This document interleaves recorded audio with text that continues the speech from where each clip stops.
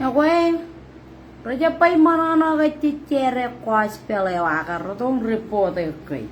Oke, seni bata seni wana malna kot. Praise the Lord. Tiam jarang kata kage.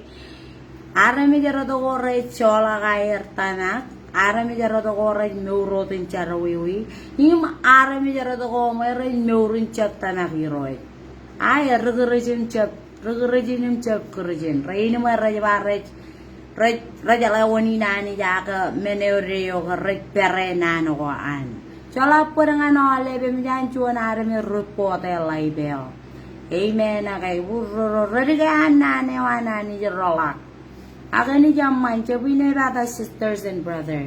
Chini wana mala ko chola pud lipte kaya irukun mujan. Emjani bito ibuta. Ini jamman.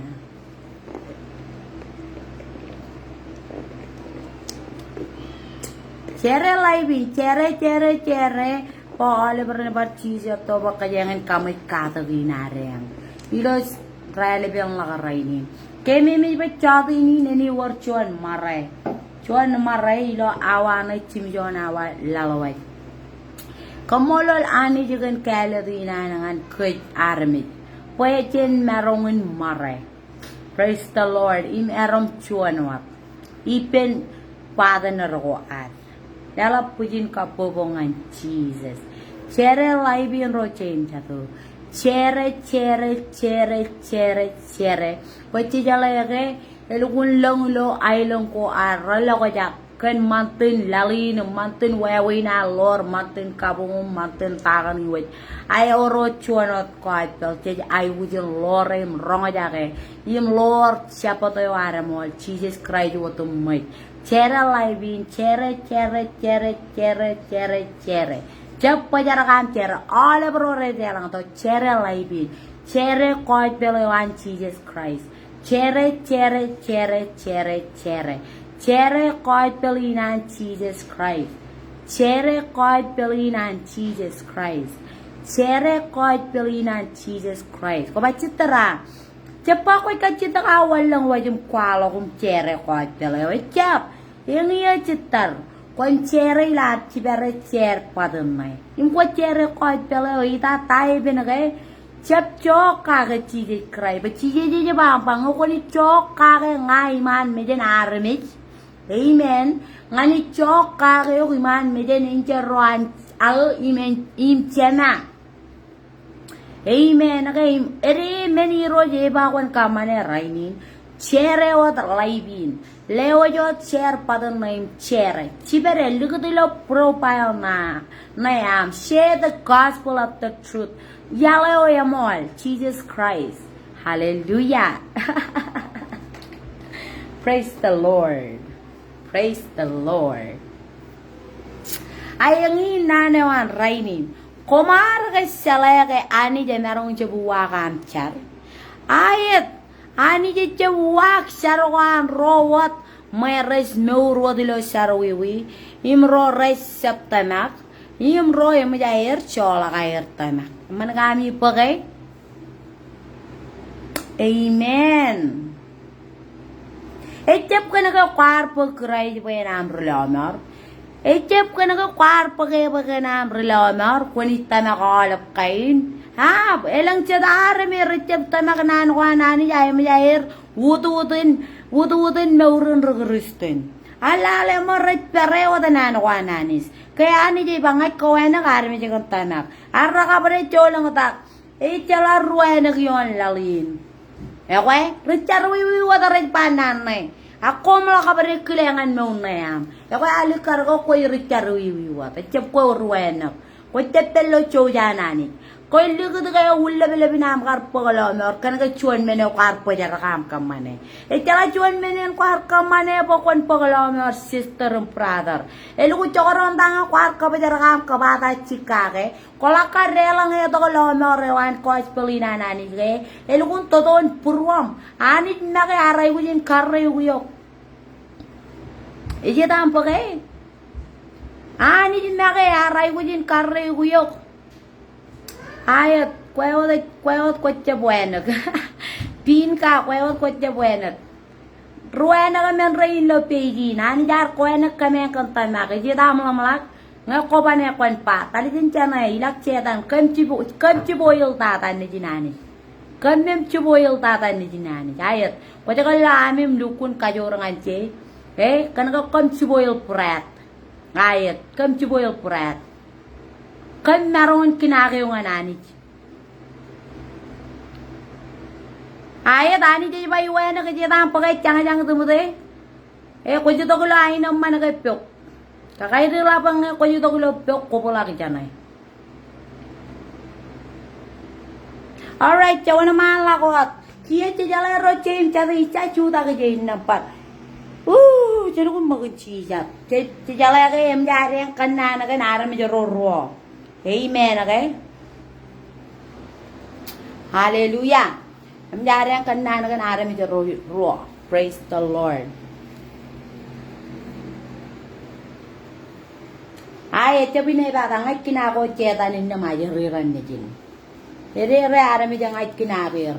Arami dyan ron na din chetan. Ngay pa, chenay lang palaw na dyan lajetan uwe to ka. Paliw na dyan lajetan uwe ka. Kumatam chur paran lala. Bay, naju, yo, talagan marong nagyari ba kontak. Talim chur paran lala. Praise the Lord. Hallelujah. May tiniwan naman ako, kami dyan katakan roya na kami dyan ranilo. Titlein nanin.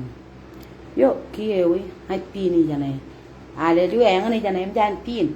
Kiye tikan na nakarema recet tanak. May ngarta kami dyan pakoy, palaw inam. Meurun chon regristen. Right, perewa tanano ka nanis. Ay, ada orang kami dyan ratakin.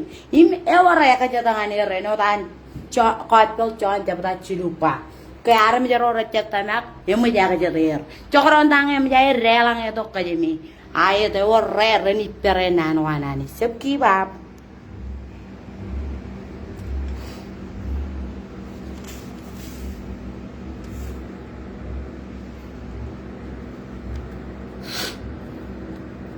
Praise the Lord. Ilo. Yun yung aling tatarin. Hindi ka dyan malaki. Ani bar chino dyan chong. Hallelujah. Alik karga chini ka dyan malaki.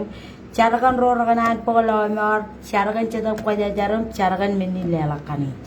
Tanakan melela. Rochem chatu. Komun wada kom rujaraman. Amen. Komun pangar jaraman. Komun pangar jaraman. Dale ani jaba komun wada kom rujaraman. Pangar jaraman. Amen. Ito kaya kuyang rujaraman kaya nag-redo. Kaya rujaraman ilo melisyong odem chich red selet kom. Kaya ko kom chalaya ba yung etana kayo kami jancho yon menin melisyong kain. Walo kami merongin kitchen mitch. Inna mami kitchen mitch. Praise the Lord. And peri pemi ngancha malakin imchab majano ba. Komoin weapon iyo imchab ligjab. Elang yami ligjabo ilo melele ten charangan anis yo enai lelangane we anis emol imcho jangan olive. Amen okay? Emol imcho jangan olive chokoron richar wiwim chokoron richap jar wiwi. Okay?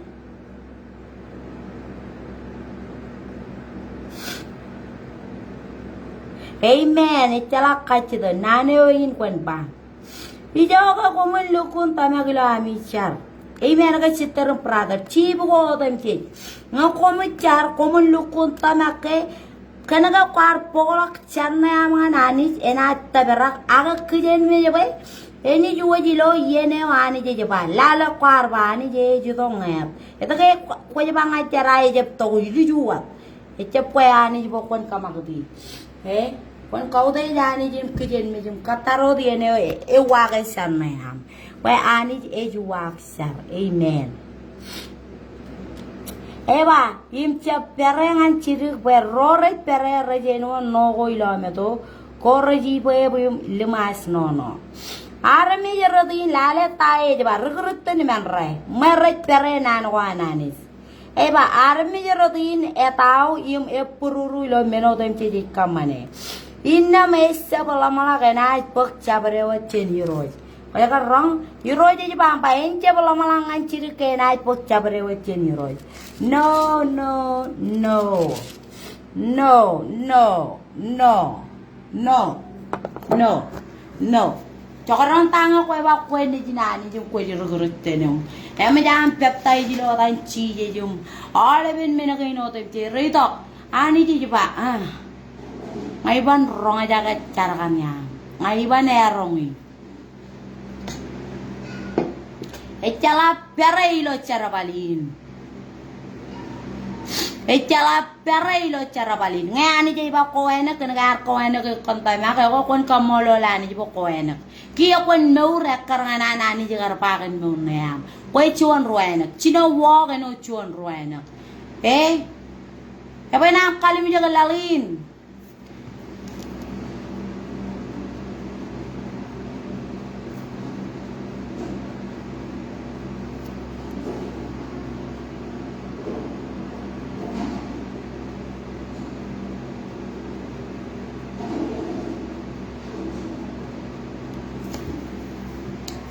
Lajatan ya, ecingnya nam preach lajatan, ecingnya nam preach when Q in the name of Jesus. All right, komolo lani nane ona rainin, ejet cemala lagi ya, ejet komi jilugut kajore ya oke kalian pokon karwati wanum kameurum kain, kau jilugut kan ngau jala kalau nane anani kajore ona ya cap. Kajore wana ani jiyo ngakoni melelem chala tago ani ji chirong yo rainin. Lela pujin kapo bongan ani ji ngakon melele.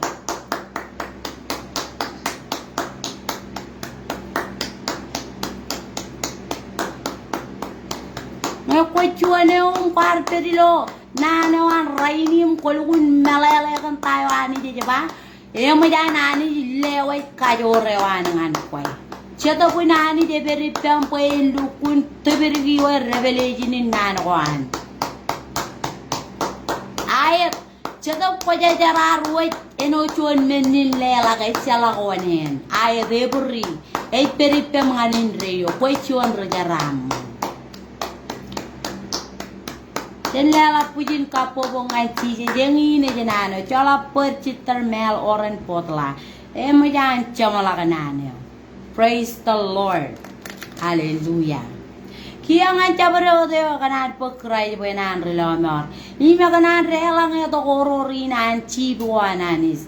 Praise the Lord. Wutu chujina yam im relang eto. Praise the Lord. Pay izin ek kwajalda. Hallelujah. Praise the Lord. Praise the Lord.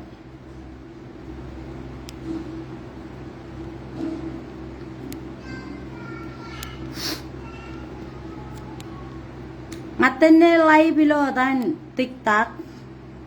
Kena kaya ngaiten kalau lo ngaten kalau kuat pele yang ngaten. Pro TikTok aga ngan kom yang ke em jam yang rong kuat pele oke ngai kadon kom ngai naji kom. Agi lo wi etan TikTok ke ngai wi chino ejin chino ne ke ye wi chino kan kuat pele oke. Are me jaro ren melele ka kuat pele oke. Esala ka kacit.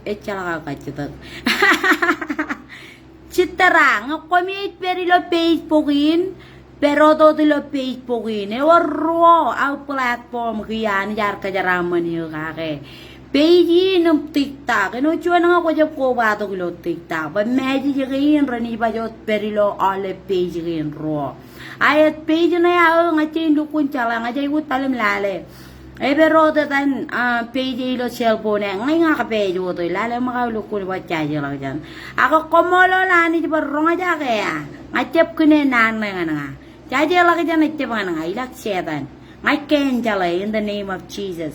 Ang nga jabay pake, ngukomit pelo pejin pero to diye. Ngaiban ten pakwen rodiyo. Okay? Okay? Ang nga ni TikTok e wang na dyan ay video chere au po. Po jikan niya video chere. Kuni jilo dyan ay. Em yan. Karora na may utalak ka karong rally to ko au follower.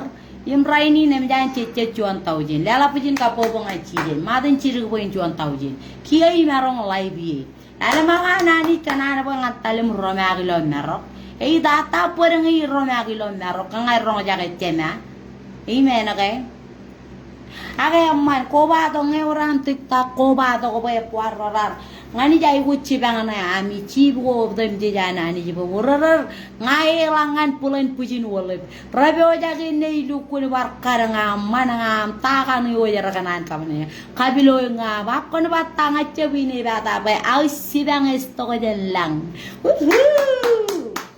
age anyway sister and brother Cabreo de yoganan po kray benan relama or Bible aja ba inam ba ini ba ngai cabreo de yo ni ker eta ilo eta chije ni ker ilo eta ni roj ena spok lamar amen ke koi pelina ru to ko baro richar wi ren marun pok lamar im nga ko ba ko sengin pok lamar im ko ba pa o sister nga sengin project you are the right candidate for the job Engin is wunina nakakot pelo to koyo ngan rore sein project ngan rore sarawiwi hallelujah dala pujin ka po ngan chije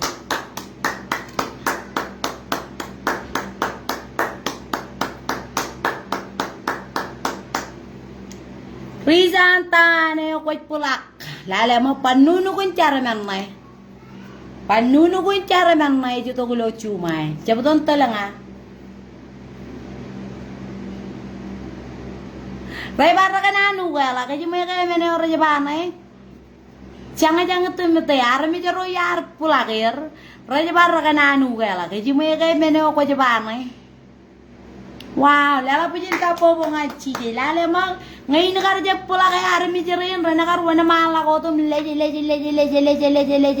jangan ngai akan ngai la pulakir Rolukun kaju kata kajen pada kanair, im kier remi jago murid, iman mejenani jumpai iro cola kapur. Ayat pangan ada mejerani marana nuwela kempa, rena tan meji toko ngan komi angum komi le toko tayrum cedam piko to tayr un pujin listing ada mejerai.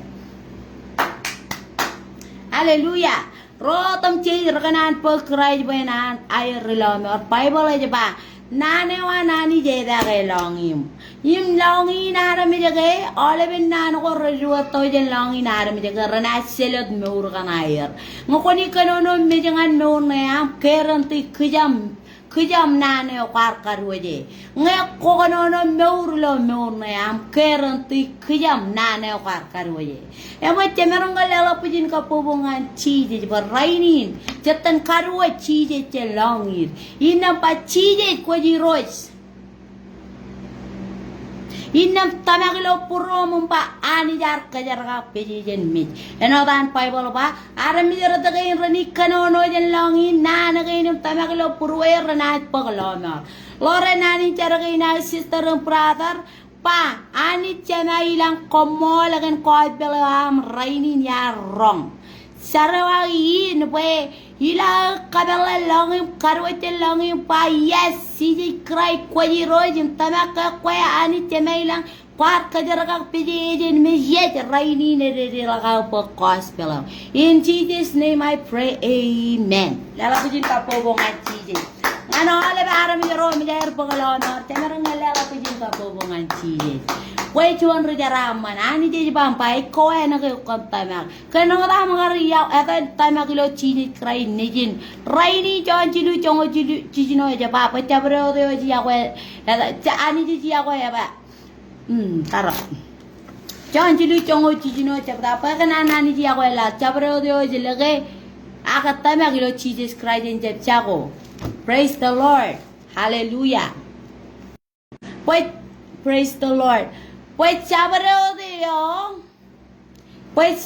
Dios tamagilo chije cry niji nani jena pogalonor and I norin reo melala ini ke chitar kia ke mjam pelo rorin Jesus Christ a brother kia ke mjam pelo rorin oro lo yalo ya molin chumwe ngan norin reo ronga jage elang rigritin em ja rugo tamakwire Kanaga ralo ko ja kilometro kan lagin ko jay wi rebe pang tay din yon nano kananis rotam ti rat pagray we na irela me rani ne warchuan website chanai e warchuan website chanai lo page nai ko marang wajum wiyam paibal pokon kamane collection egali collection relationship penani ani je kanani lo paibal kan ro rukal Rukaleo jadi lagi janam rukaleo jala lagi jan.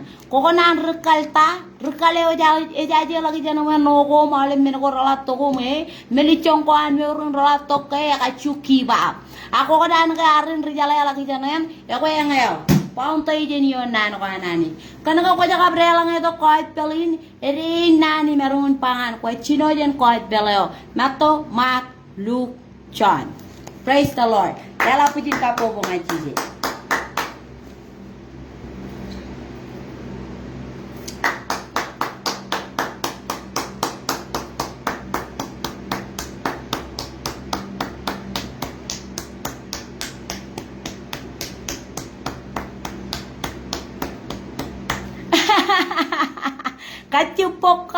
Kacupok lah kalau misalkan ami ke,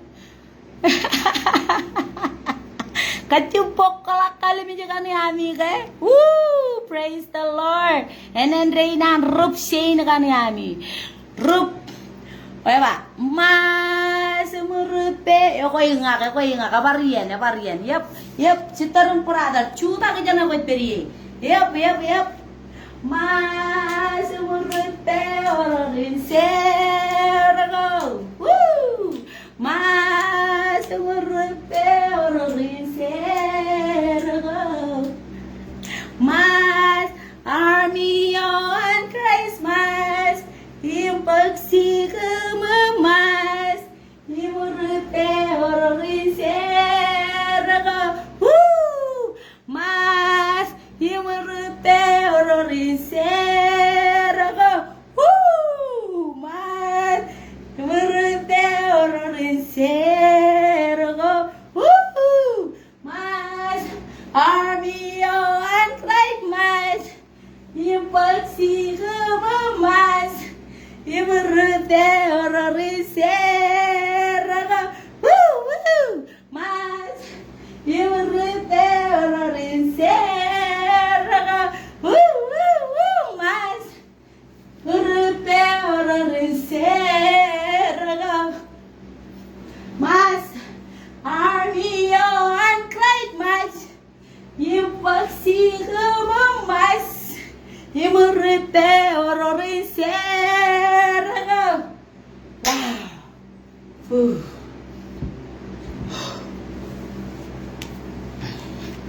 Eor cuan nani roje kujor pangan nga. Pain marong lukun katay giyang an cuan wawe ne ome. Hen ngawe cuan ajari. Imyone i roje kujor kageme me nga keje ba. Chabare oto yo jidong an ailang ewan anis. Ein wa cuan ajari. Cid ay kujor tal. Impakait pela wa cuan ajari. I lost 10 pounds. Ako yung ako niya la, cepak ko ano ko bolio kay ilag seran cebuel cai janay. Alam ko ni kujela. Jeje no cuan ajari, cokoron nang ceba culukul delata ba. Jeje ko jine no cara ajari rorot to kunam. Bigo chije jilo ay lama ka ajari roa. Inne ilo kachi pongal chimmero ko kanya chongol chidum chongol menaeria raluni grele lagan nan wananis dale ma kajo jiru tok temerun kaya rin ajari rei lala pujin kapobongan jiji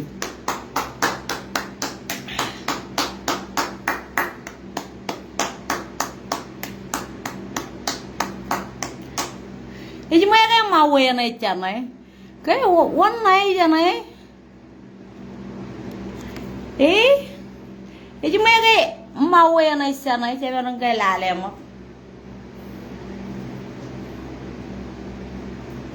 Jab kujarin relang to kecil macar madan ruokain madan odar kampuli di ko pelewan rainin nana wan raini all bi ngai telebor nana dai gus sugu pasen ko je ba rong yai wi puri din puri daud lo dia ko mawe welcome to island lang hallelujah welcome to the gospel of God Jesus Christ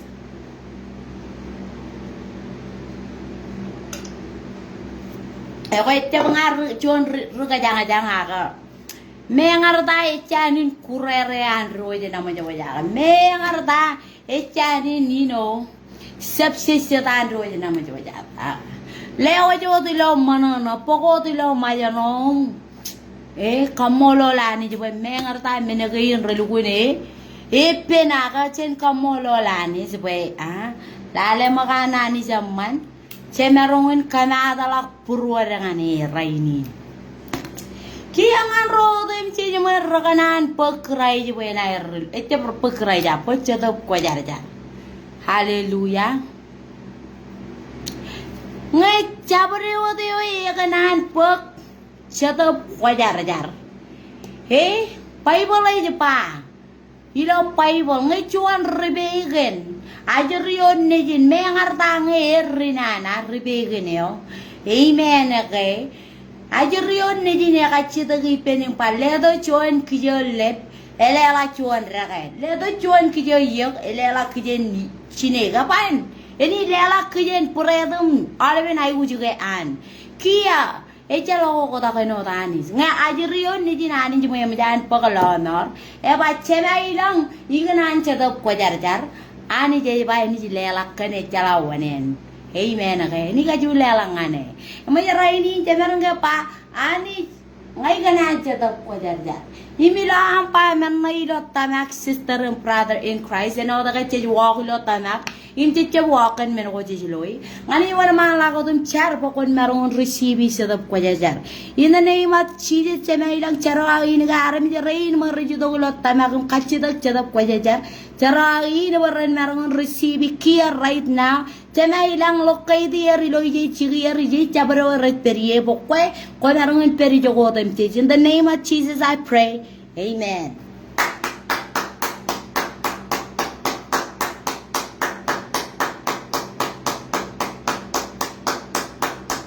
Ako kana kaya menjami pokalonor cabarno talak. Karena kayak menjadi pocetop ko jadat cabar no talak yep ya belum cuta ka nyon kinemi apa yang nami babu cuta aja nyon kinemi amen sister jadi lukun carwen lukun eta purwa alright yep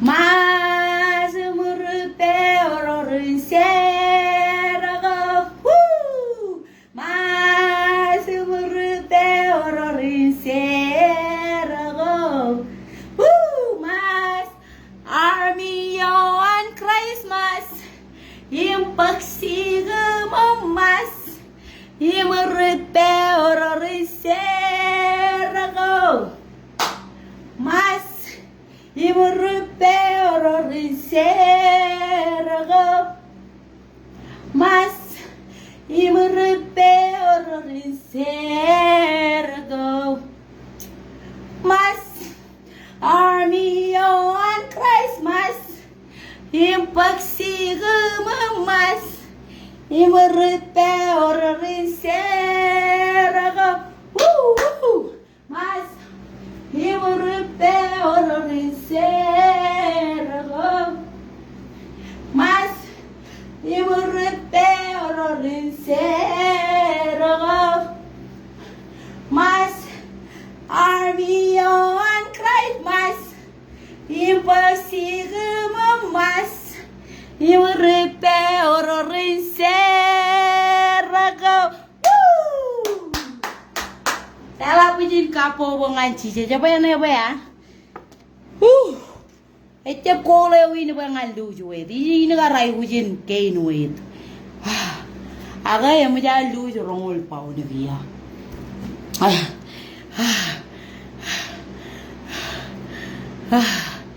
Aduh mak. Yap.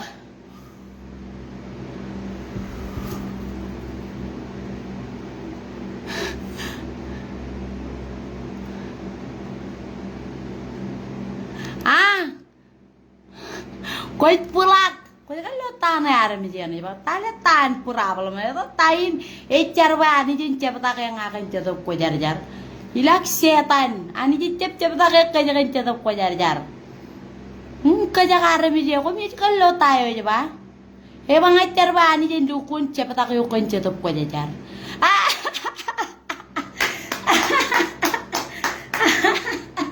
Allah kaja arem jian le.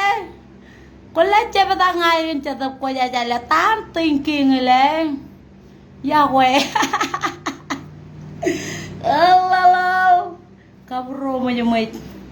Kananong magacala ka am cetap ko jajare not ken. Kami mga orame ang cetap ko jajar. Dukun kajagla choto kajang aja ba limo jana ota kacupain na pa. Cepet akay ngakai cetap ko jajar pangancala cola kan aremit puri mengancala kulen kalau nanu kanan ilak setan lalu kami mikaci rere kake kum rejaje lagi jan kobar pulak kois pulak yang macam pulak lalu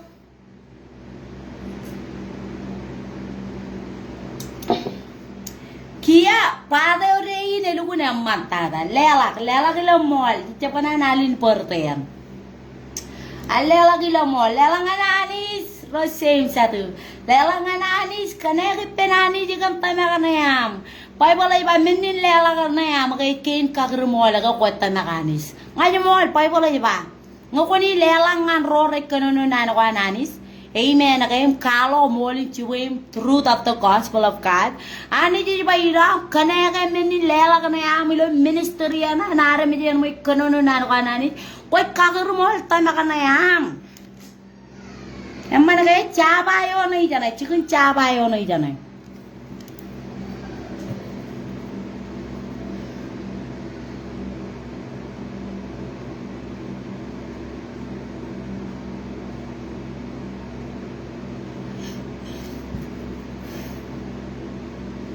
Praise the Lord.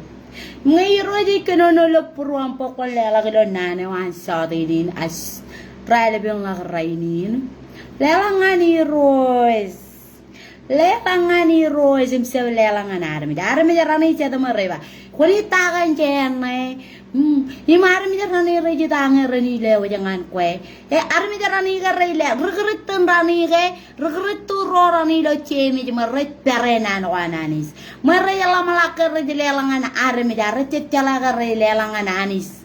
Amen. Okay, recep cala ka res kaciyong plus God.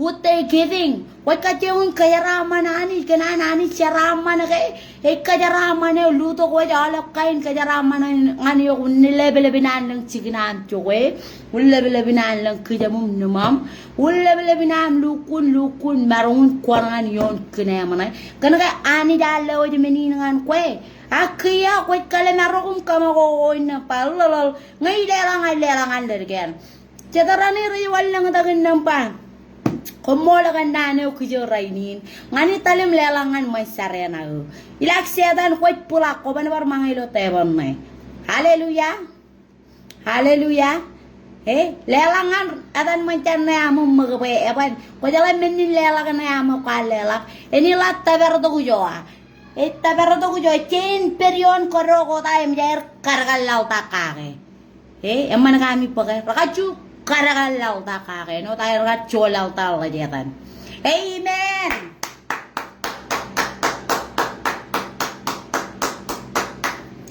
Ngayon lewa jangan kweto na Sally pulak. Sitampo kay. Chichola yaki people running. Rogun yaki ngan nurin chitap kainar. Pulak. In the name of Jesus. Salah kamu tongan menogorok pajar-jar. Salah kamu tongan menogorok pajar-jar. Cabu ini bata. Cabu reo iroje ilikutilo purom. Ngena talim mata amcen cabu ini bata. Ani jaban poje yo. Nima ani jaban tentu naruam kana kay salah kopan cen maya. Cabu ini bata. Woro dien lelang anani jeno dem ches. Chuan tala ruwa tala nga yung chuan matan jungol. Ang pebe janay. Kanaka Bible aja ba pokola mga ngan temple ben war mga iso. Yung tarinan po nuga temple an chedap ko jajar jan mo ko jilonga. Yung ting yokan rebain renin mur. Amen okay. Yung pokol luta kalakan kaya raman. Yung may rainin ro change atu. Eita tay perilo an temple kaman-manan kilananis. Ilo ano ba komien lelangan temple ben war mga iso. Ilo Bible ilo New Testament okay. Iba komun lela ngan rejer ro kana ka ani di lela gini ngan rejer imang ngan pureta ngan yer melela ini ke ekarbe ngokomi lela ngan ro re kwalo ke ekarbe ani di lela ngan yer e calakan pijini jangan tako ani di kamani ngan menogo ro pajajaran anyways lela pujin kapobongan ani dengan ro ni lela ngan nane wan raini.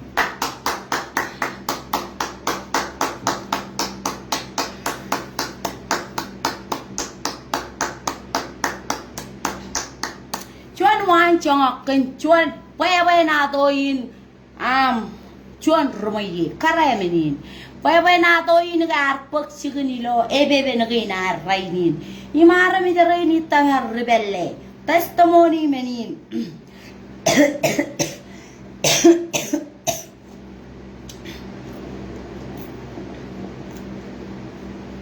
Karai ini gaya ar kujor talim char, karai ini gaya ar tamagilo cheese cry, karai ini gaya ar tamagilo kajorin lela. Allah ipen gaya ar jab tamag archuan 80s, archuan 80s, archuan yo icap tamagilo anit, icap tamagilo nan kuan no da nagarchuan yan. Pokoknya lo pai pa liyo kwan pioga lo pangelo anaman mulumena juga lakum tamak. Pioga karayin rong aja kayak. Lay penaga millionaire. Karay ni cep cara bala lay peneba asya bay gujan cara bala alap kay ni meron providing an kwe. Lay penala do karay na tan cara kay saba. Suan matan chongol. Di lelangan nan wana ni jima alu ko li pen. Ba ko jam ka cara bal chena kan ya lelangan rebu na ni jinay. Wana kameli mi yogo kontan ka cara bal chena kan al. Pokon na lelangan ani jinay. Karain mengar tay jala ka low pen millionaire ar ka chuk ka job ar naga talim charabal ar chuan meet chuan rumayero chen chatu chuan yo gun marun chogoilo rum go rote tata amen agay ar talim po charabal yo yatta tata pen marun waran kain lelangan anis chonganan jala kan ya ko inanis ar talim chuan meet sitter brother. Emang nak yang apa ke?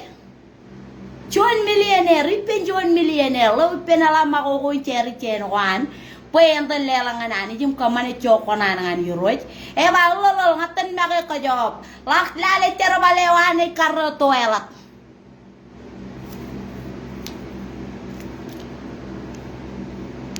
Pulak.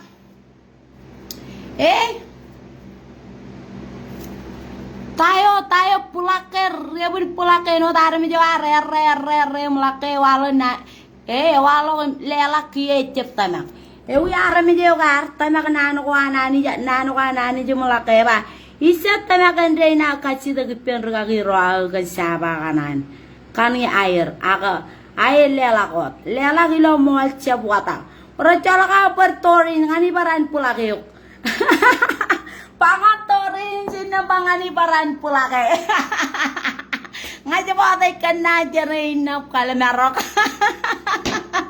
ijabatay ka makoko mida pulake ko ingak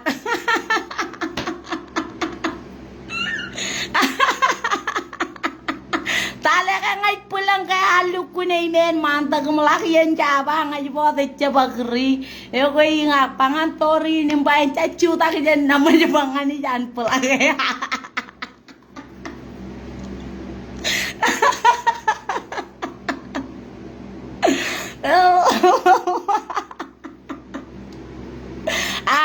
Jab kaya ray jana lawo ron chokoy pulak.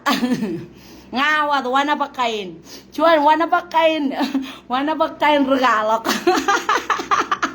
Ya ko torin le alu kunay men mantake pulak.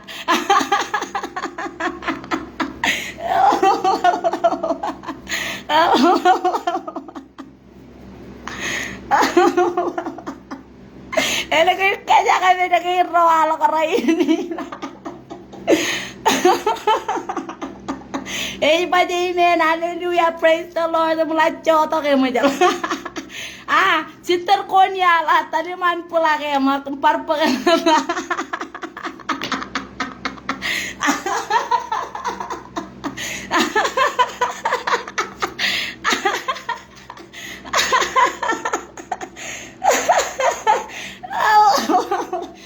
Kataro ta change malak. Change malak jai ku chare alim meni jora kani. Alim meni lela kani. Kataro chan. Jala pertolin citar konya la talin paran pula kayak do citar rewareng. Ya gue. Ya gue. Rela ngato komololani. Karena kayak long story kami channel lolol jadi bawa komisi to kulop. Leo dia aku abi mana bar pulak chip cala per berare me jeu pulak bye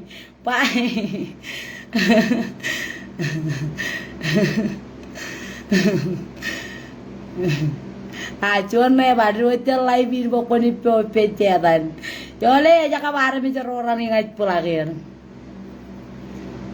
Parka dalak kaya mana wen warrior-an lelak. Alrighty. Jadi wana malak wata. Ya ko chibe ole ale.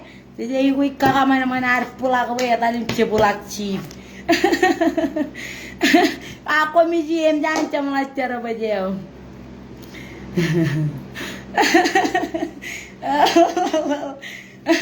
Ayat jadi pulak ko tuh lebih coba bar pulak cip.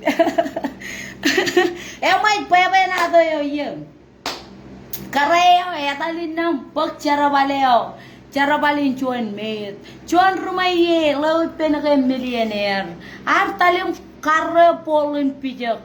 Kana kayan narungan la talim cara kaya or kainan lelangan hirojim king man jewan. Tahu itu ko kumicem lelangan no tare mejin. Naman na kami pa kay. Ito kumitsya bilela kay no dara mejin. Chuan kareo alukun katay giden chuwel lang tata. No ta nakar kareo to kunam. Luta ka reba chongan ngaje pangay ngaje wa luta ka chongan kawe. Chongan kawe. Ejepti jala ka Victoria Secret kay lugun ng pangay ngaje kanum ro lugun expensive. Thousand 1 year. At kunang kay Ewa kalau malakan kami nga deo. It was called NART. NART. NART. Jangan ngat. Amen okay. Nga deo ananis. Pero to dipen regaloro. Lagu meja malakair kamane mi jenewair. Nga deo pero to diper ngan sama lagin mejen kacugeo. Amen. Nela pidin kapoman season. Gomololan, sabre o de kanal lelangan nane orainin, imeno chat karero lo Bible, chat karero mai rei katai giar mengar tayer rumaye, millionaire, perantan talim kalau toilet pol ngan ani jinair, go ahead. Ayat alabaster oil pradakain, nardum menagain, kon malala tayo di bacap ke smart, kon pogo tanano anani di lo purom komololanis.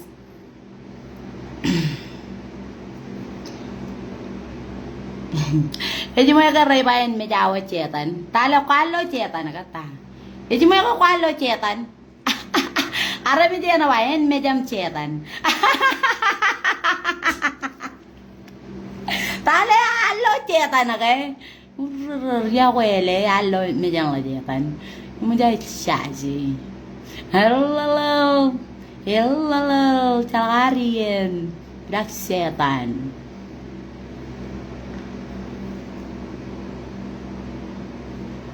Pulak. Cepat kita kan menakorok pajar-jar. Kalau ku nek like salakarin. conference ya ware ngin ko mi jaga lo lu kum mo lo ko na kare ja pula kare mi nga ja lo li ting ap te che ko jar jar man ka mi pa kai kanan mo ko pula yo le walo ti man rani le rar je cere mo la kia ke war walo etan chorta kana im chaba na rapa rapa ka eto ka nanon mga arang ka lelang ananis mga yung mga jana ba ko pula ko ban par mga Eje dewi citara mi kaman pula kay citara yo poko to jana aga ini wayang ani wana mala ko tum cara kan ale menil lela ko tum cit ko mi lela ngananis amen cuan dala ro tala cuan mata jongola ampe be jana amen okay lela kilo manana pani je bai ji ako ro tum je lela kilo manana they're not gonna talk in my platform. They're not gonna be a star in my platform. No. Chibu ko wala star, im superstar ilo platform now. They get to be brighter than the star. Ako wala bi ranin chibu etan ko ranin menakani ke ngatan kunen meram na matay wanna be meram. Bajatan kay jala kanunu ko eno chuan meram. Ako arami jarani ke rijar balance dan whatever. Kami ban meran, ani kune meran na ani, anchir godien. Amen, brother. Rugagi gay, jume gay Jonathan. Brother rugagi yo chemeroj, ilo meurin chatop. Amen, ilo e chorta kewam, ilo e. Ani jen kajarama ne ukumen moto play kiyo kenotan malakay chilu chongol pa. Komolo lanis. Praise the Lord. Ay rawalok rar mga janay malaki walok kajore janay kencaba kira pa janay chino kalok kana penye na kanya relax ya dan calarian komu pulak komun talinam kamane kabajadum rebelum takani kom kanan kamane muya ka whatever lo ijakane chigmi be calarian kami mes to the power of God akwe tata power na yam calakam power kami may kamagot kajorana ni jilom purwamyam parta in the name of Jesus. Kananam mo kacalkarian. All right. Anyone amala ko tum chari rocha may ilang komolo lanis. Komo laga na meron leto ka opportunity ni bachen connect pam chukupi pasen. Ilo activate kajore wamum kamagot lang.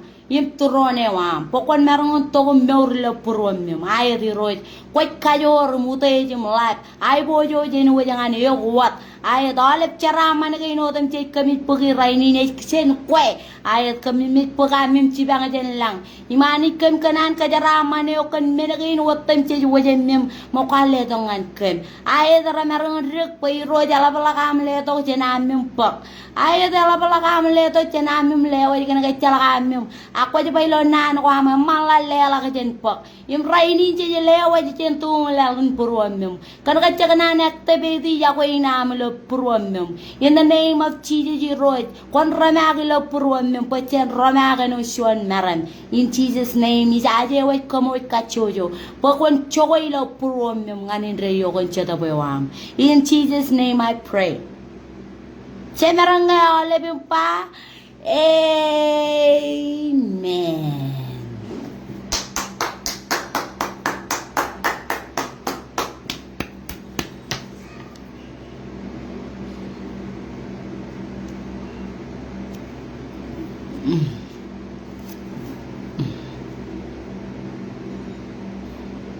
Yang ana ya kia ngani leo chongo lami ang minute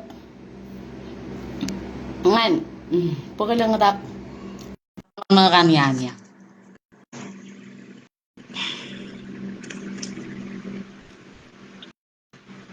Hi. Yahweh. Yahweh.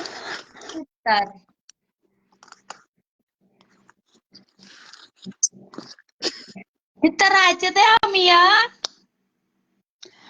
Tungol cilu. Wah, lewat dia apa cetar? Apobo. Apa ngaci yes. Ije tananeo mana kampo kay?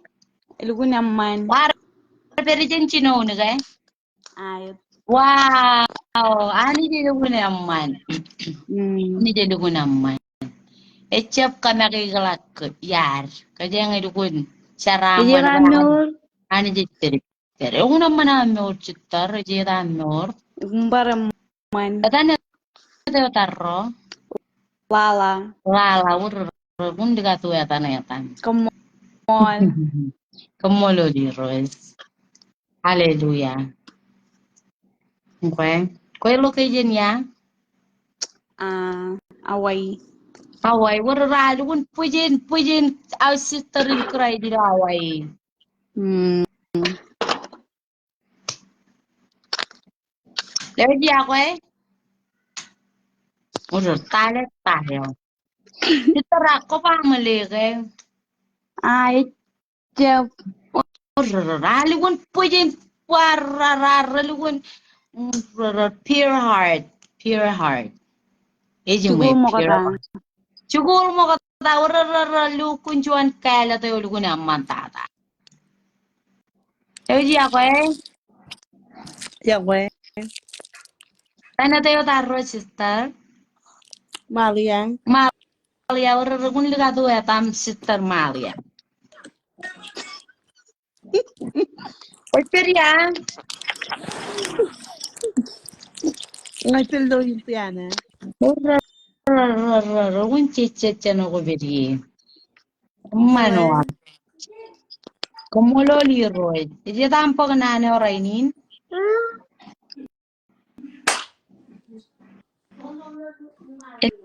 Let's Maria. Iti tampo na o Rainin. Ngayon yung periar kiri. Ururo ko siya binibata. Parwan nan kingat siya. Ngayon, tinayawan. Ako lale mo chimijo na wala loy. Ilo ko lo matay.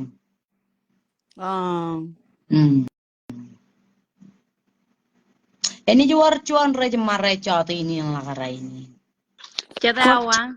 Chimijo na wa. Kono ni rin maray. Chat chono pradarar wala kata kumpay roy kar lirigen sarantan marai. Ponggay. Ponging Yung tinayawan na layo. Chimijo na ako lo matay. Aga ngayon chatay. Away kay barro awake. Warara wajilugun peramera kaya na kanay. Okay, chabi ni bata. Okay. Roda ke. Kay me chitarro ani ji ako komiro. Komiro ardang lo re chapote wani ro. Jesus Christ kay. Yan komolo la ni ji bayar darun le total ini na nga chuan chirong yo me. Eh, har marungun payo roit ka jarabaliw. Amen kay. Emoy yang raini chamarong ni penron kan na nani. Jadi mo kay. Ilugun chimoy. Ichaparewa ko ijaje kacem awul lebi naro ipendron kano Jesus Christ. Oro rapat chitam mai. Saraya wa qua cho lẽ Ta? mama nó chặt là la ka bade pa wa rana pa na na Ewi ni ako paano wala ta? ni mama ya kanin pa rang de Kumakalo to tangay di ba bang atche belota ka ni di ba? sarani kita ka chen ni na re lang to la kai lo ani wa Iji mo ako kwano dia live na itinchino ni kata ko jaka brela. juga puri la man me ya ngai mangarani Ko jaka pro juga Kumiji nanyo. Dan uneoy kachida. ang na ni ba alo Oh, laway kaya ko sino Celine Pelu. me ja pa ke tai wan la ta ngai to pa Okay. Paano wala nga ba? Rona, taputo ni Rona.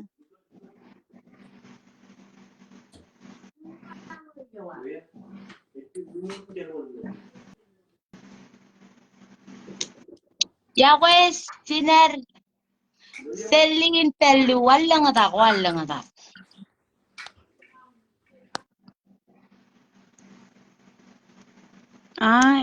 Yo talak. Uneo talak? Dari ko cuan, kitaro cuan.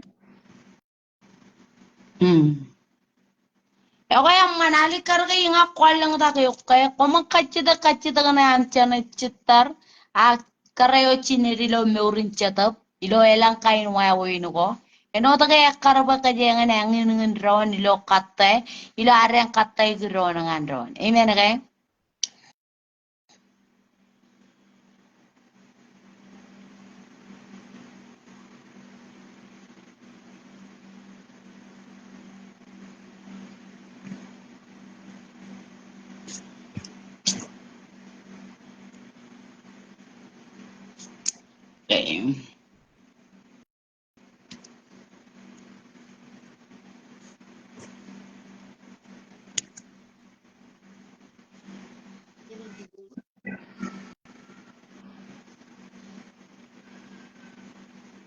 okay.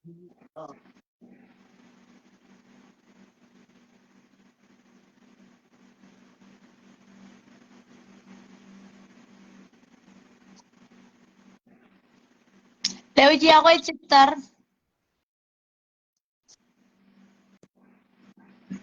yakoy sister lienta kana lewji ako Anthony brother in Christ Liana lewji ako sister ng brother lewji ako topa lewji ako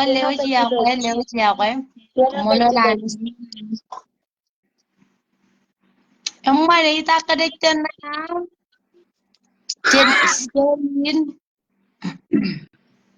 Ko jika orang ini dia. ngajarong Ko iba mare na ikamania chada ini. ijana ilo meja toto Warga terai ko. chala kaya ngecep ka kabungbung Ay ko man. nuchuan try ko de yare nga evan pagkajangan lang oh nane okay chuane marong gat adan pinilak adan nane nga sitan na eh serela nane nga sitan na boro nga cebloy ka adan ilugun payana tola lewji ako liman kubok lewji ako okay ato may Kuisa puto ni Jerry apin mare. Barri apin mare nanne. Macet pelake. Kapan puto ni Jerry molin mare yani. Molo dia roy. Yung chola ka per mama yo ijo bo ko jo bolang tak. Chola ka per. Citra kila ciruk. Jimjo nama, olo matay. Ake amman kataro mo pachin balale. Ako amman alikar ka jangan jipen ron ngaten lale tay meron. Kado je bo inten patuloy bare nane ngan tiktakaran. Wet tiktakaran ray bujibar merame. Buji mo kay chitar. Idu cumay. Ako yep. Ako abang TikTok na ambo ini para lo jijan. Ngaten chere ilo page na ene. Akang ngakan ka malah chuanal. Kaya malah jadi ini kay chuan. Meramel anani yung nga talo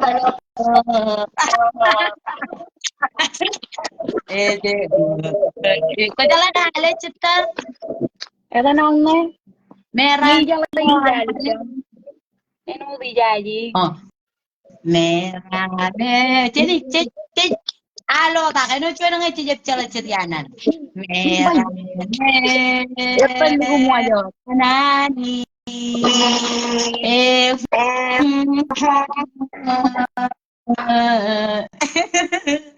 oh oh tiliang yang me iyo la chap cha nhưng mà ti ra gì nè nè seru seru Udageo merameo weather sepane pen penanin Gospel nusel yaman woo barjuan seru orang merah warna manis.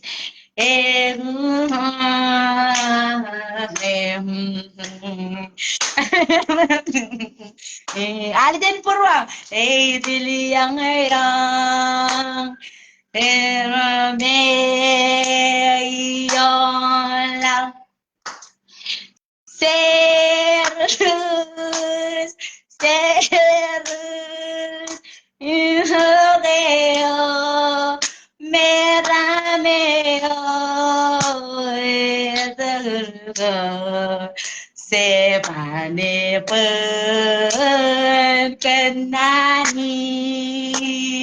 kastel, nuseu eman, lela pujin kapobongan nuseu eman.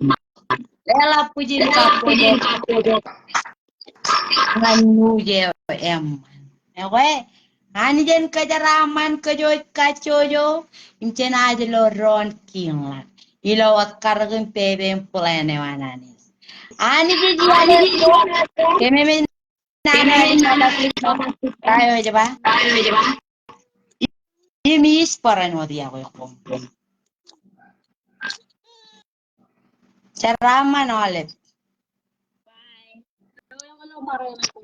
Kat,